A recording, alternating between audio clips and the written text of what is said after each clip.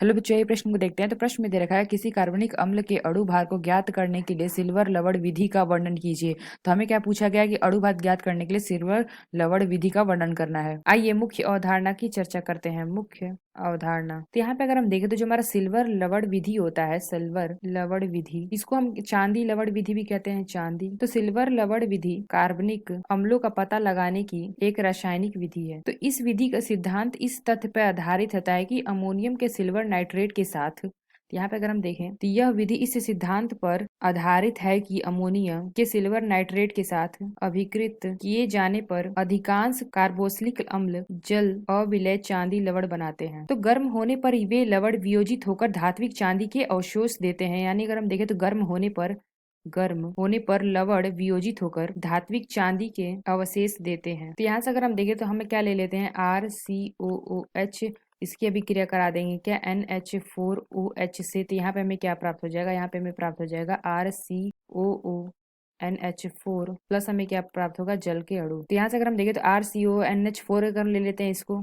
RCOONH4 plus हम क्या इसको अभिक्रिया करा देंगे AgNO3 के साथ।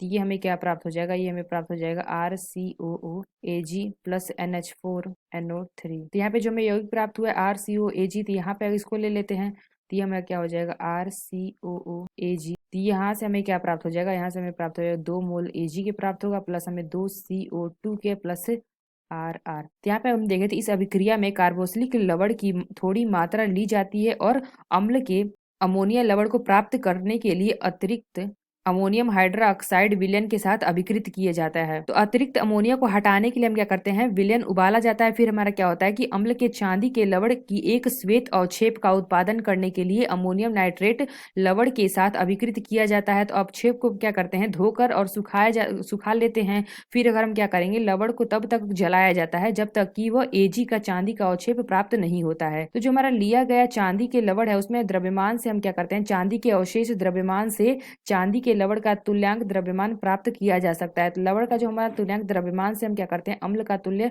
द्रव्यमान प्राप्त किया जा सकता है। तो हम क्या कह सकते हैं कि सिल्वर लवण विधि कार्बनिक यौगिक अम्ल के अणु भार के निर्धारण के लिए किया जाता है। तो आशा करते हैं आपको समझ में आया होगा। धन्यवाद।